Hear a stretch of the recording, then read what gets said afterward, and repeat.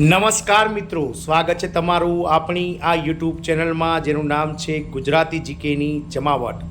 તો મિત્રો, ઘણા લાંબા સમયથી 2320 જગ્યાઓ માટે જે કંડક્ટરની ભરતી ચાલી રહી છે અને જે ઉમેદવારોનું ડોક્યુમેન્ટ વેરિફિકેશન થઈ ગઈ છે તેવા 3518 ઉમેદવારો કંડક્ટરના નિમણૂક પત્રની રાહ જોઈને બેઠા છે. મિત્રો, નિગમ દ્વારા ટૂંક જ સમયમાં એસટી વિભાગમાં કંડક્ટરોના 2320 જગ્યાનું પ્રોવિઝનલ મેરિટ લિસ્ટ બહાર પાડવામાં આવશે. તો મિત્રો, હાલમાં કંડક્ટરની જે ભરતી પ્રક્રિયા છે તેમાં શું ચાલી રહ્યું છે, સાથે ડ્રાઈવરોના ડ્રાઇવિંગ ટેસ્ટનો જે લાંબા સમયથી પેન્ડિંગ પ્રશ્ન છે તેને લઈ અને ટૂંક જ સમયમાં નિગમ દ્વારા હવે મિત્રો ઉકેલ લાવી દેવામાં આવશે. અને હાલમાં ડ્રાઈવરોના ડ્રાઇવિંગ ટ્રેક વિશે જે છે તે મિત્રો શું હાલ છે અને શું છે મિત્રો તેની સ્થિતિ, અને ક્યાં સુધીમાં મિત્રો ડ્રાઇવિંગ ટેસ્ટ જે છે તે લેવામાં આવશે અને કંડક્ટરોનો નિમણૂક ક્યાં સુધીમાં આપવામાં આવશે તેને લઈ અને મિત્રો ગતરોજ દીપક રાજાણી કે જેઓ ઘણી ભરતીઓમાં મિત્રો જે વિભાગો છે તેના પાસેથી માહિતી મેળવી, સચોટ માહિતી મેળવી અને પોતાના એક્સ એકાઉન્ટ પર ટ્વીટ કરતા હોય છે, તો તેમણે ગતરોજ એસટી વિભાગ પાસેથી માહિતી મેળવી અને એસટીના કંડક્ટર અને ડ્રાઈવરની ભરતી વિશે જે હાલમાં ચાલી રહી છે તેના વિશે પણ માહિતી મેળવી છે અને તેમના એક્સ એકાઉન્ટ પર ટ્વીટ કરી છે. તો જાણીએ વિડીયોમાં વિગતવાર કે એસટી વિભાગ દ્વારા 2320 જગ્યા માટે ઉમેદવારોને ક્યાં સુધીમાં ડિવિઝન સિલેક્શન માટે બોલાવવામાં આવશે, ક્યાં સુધીમાં નિમણૂક પત્ર આપવાની તૈયારી છે અને ડ્રાઈવરોના ડ્રાઇવિંગ ટેસ્ટ કે જેના લાંબા સમયથી મિત્રો પેન્ડિંગ છે તેને ક્યાં સુધીમાં મિત્રો યોજવામાં આવશે તેને લઈ અને મિત્રો આજના વિડીયોમાં વિગતવાર ચર્ચા કરીએ. તો વિડીયોના અંત સુધી આપ બન્યા રહો અને જો આપ અમારી ચેનલમાં નવા હોય તો ચેનલને મિત્રો લાઇક, શેર, સબસ્ક્રાઇબ કરી બાજુમાં રહેલું બેલ આઇકોન દબાવીને ઓલ નોટિફિકેશન ઓન કરો, જેથી કરીને ચેનલ પર મૂકવામાં આવતા આવા નિગમને લગતા ન્યૂઝ, આંગણવાડી કર્મચારી, સરકારી કર્મચારી વગેરેને લગતા સમાચારો અમારા ચેનલના માધ્યમથી તમને સરળતાથી ઉપલબ્ધ થઈ જાય. તો મિત્રો, એસટી વિભાગમાં 2320 કંડક્ટરોની જે ભરતી પ્રક્રિયા છે તેના માટે ડોક્યુમેન્ટ વેરિફિકેશન કાર્યક્રમ ગત 4 એપ્રિલના રોજ પૂર્ણ થઈ ગયો છે. અત્યારે હાલ નિગમ દ્વારા જે અનામત કેટેગરીના જે ઉમેદવારો છે કે જે એસસી, એસટી, ઓબીસી સાથે મિત્રો ઈડબ્લ્યુએસ ઉમેદવારોના જે જાતિના પ્રમાણપત્રો છે તે મિત્રો નિગમ દ્વારા ગાંધીનગર ખાતે જે તે વિભાગની જે ઓફિસો છે ત્યાં મિત્રો ખરાઈ માટે મોકલી દેવામાં આવ્યા છે. એટલે કે જાતિના જે દાખલા છે તેની ખરાઈ થતાની સાથે જ નિગમ દ્વારા મિત્રો આગામી સમયમાં 2320 જગ્યાઓ માટે ઉમેદવારોનું જે ટોપ મેરિટમાં આવતા હશે તેવા ઉમેદવારોનું પ્રોવિઝનલ મેરિટ લિસ્ટ મૂકી દેવામાં આવશે અને આ ઉમેદવારોને કોલ લેટર દ્વારા જે છે તે મિત્રો કોલ લેટર નીકાળીને કોલ લેટર મેળવી અને તેઓને નિગમ ખાતે ફરીથી ટ્રેનિંગ સેન્ટર ખાતે બોલાવવામાં આવશે, વર્કશોપ ખાતે, અને નરોડા ખાતે ટ્રેનિંગ સેન્ટર જે છે તે મિત્રો નરોડા સેન્ટ્રલ વર્કશોપ ખાતે ત્યાં ફરીથી મિત્રો તમને ડિવિઝન સિલેક્શન માટે બોલાવવામાં આવશે. ડિવિઝન સિલેક્શન માટે તમે જ્યારે જશો ત્યારે મિત્રો લગભગ જે એસટી નિગમના 16 જેટલા ડિવિઝન છે તેમાં કેટલી જગ્યાઓ ખાલી છે તે એક ડિસ્પ્લે પર મોટા એલઈડી સ્ક્રીન પર દેખાતું હશે. મહદઅંશે જે જગ્યાઓ ખાલી છે તે સૌરાષ્ટ્ર, કચ્છમાં જ હશે અને દક્ષિણ ગુજરાતમાં હશે, કારણ કે ઉત્તર ગુજરાત અને મધ્ય ગુજરાતના જે જિલ્લાઓ છે અને જે ડિવિઝનો છે તેમાં મિત્રો ગત ભરતીઓના જે કંડક્ટરો જે બહાર નોકરી કરી રહ્યા છે સૌરાષ્ટ્ર, કચ્છ અને દક્ષિણ ગુજરાતમાં તેમને મિત્રો બદલી દ્વારા આ તમારી ભરતી થતાની પહેલાં તેમને ઓર્ડર આપી દેવામાં આવશે. આથી આ મધ્ય ગુજરાત અને ઉત્તર ગુજરાતના જે 9 જેટલા ડિવિઝન છે જેમાં મહેસાણા, હિંમતનગર, પાલનપુર, નડિયાદ, વડોદરા, ગોધરા આ તમામ ડિવિઝનોમાં કોઈપણ જાતની જગ્યા નવા કંડક્ટર માટે જે છેલ્લી 5 ભરતીઓ છે તેમાં હોતી નથી. આ વખતે પણ એવું જ બનશે, કારણ કે જે ઘણા ખરા સૌરાષ્ટ્ર, કચ્છ અને દક્ષિણ ગુજરાતમાં મધ્ય ગુજરાત અને ઉત્તર ગુજરાતના જે ઉમેદવારો કંડક્ટર તરીકે નોકરી કરી રહ્યા છે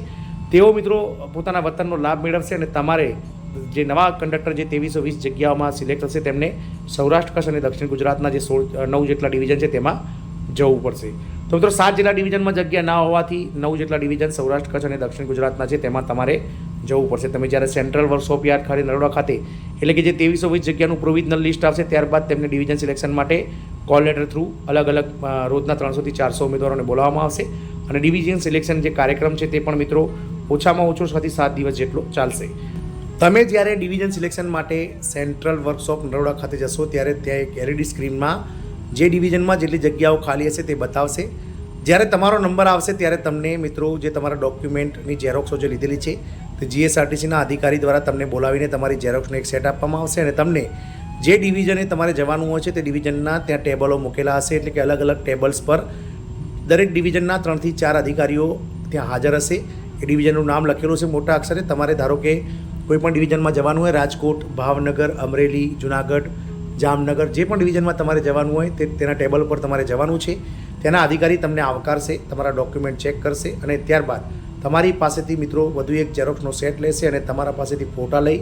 અને તમને ડિવિઝનનો ઓર્ડર આપશે. સાથે જ મિત્રો મેડિકલ સર્ટિફિકેટ માટે, સિવિલ સર્જનનું મેડિકલ સર્ટિફિકેટ માટે જે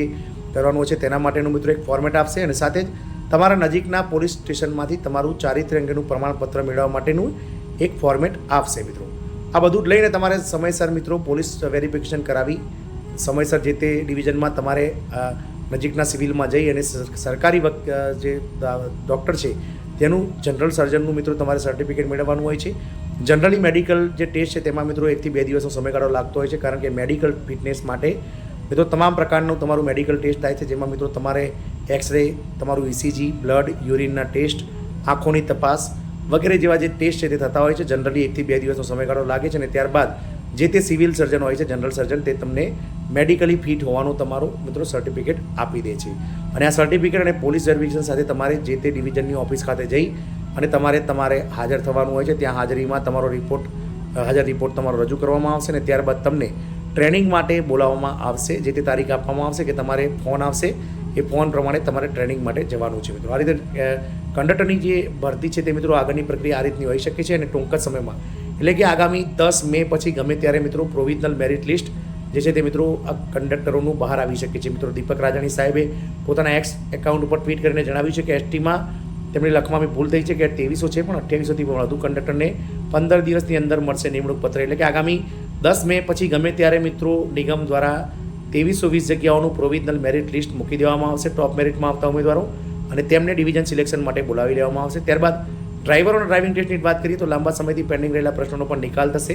અને ડ્રાઈવરોના ડ્રાઇવિંગ ટેસ્ટ માટે ટ્રેક તૈયાર થઈ ગયો છે. આગામી 5 મેથી મિત્રો આ ડ્રાઇવિંગ ટેસ્ટ શરૂ થશે અને 2-3 મહિના આ ટેસ્ટ ચાલશે તેવું તેમણે